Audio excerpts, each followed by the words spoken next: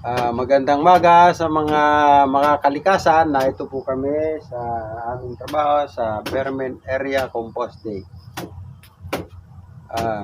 Dito po ay malalaman nyo kung paano po natin i-prepare ang ating mga bulate. Siya nga pala po ay pakikilala ko sa inyo ang aking kasama, si Leandro Morales, taga Alpuyan. Unang-una po, tayo po ay magtatagtad ng mga saging para po sa pagkain ng bulate. Ang ita ko po ay walang talim, talagang bugbog sarado ang saging.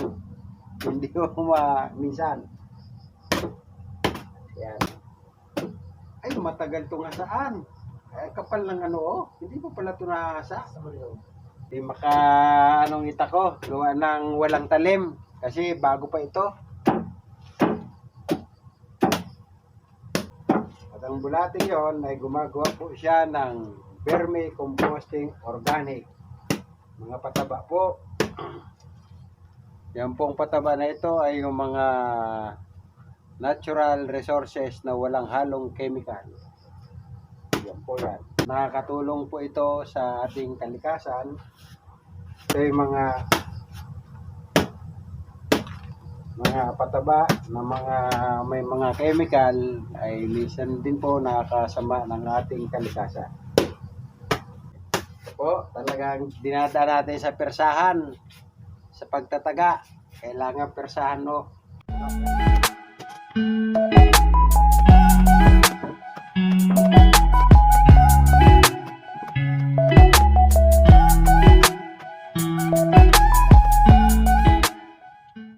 Pagkatapos po nito ay atin pong ilalatag ng may maayos ang ating tinagtad na saging.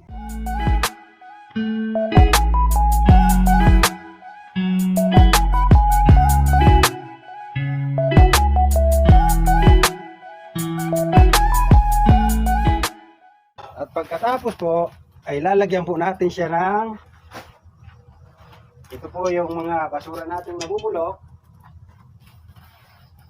na giniling po sa RCM. Ito po yung mga basura na nabubulok, yung mga gulay, mga karton. Ito po, giniling na po ito. Ayan. Ayan.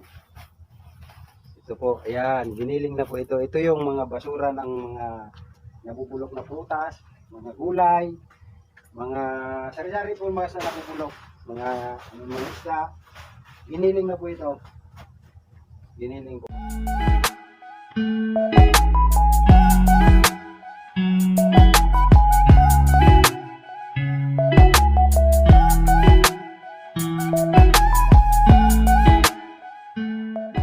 po.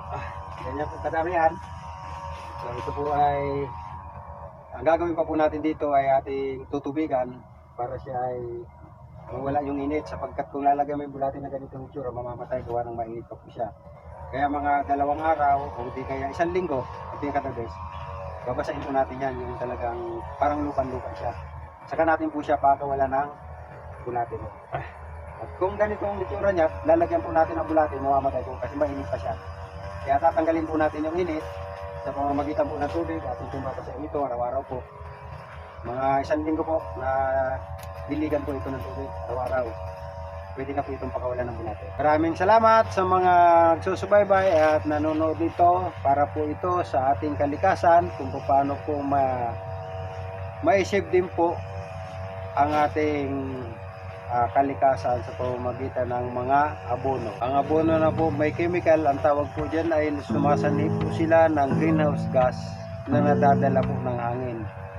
Ito ay puro ito po ay pumapasok sa natural resources. Kung ang natural resources ay gawa lang po ito ng mga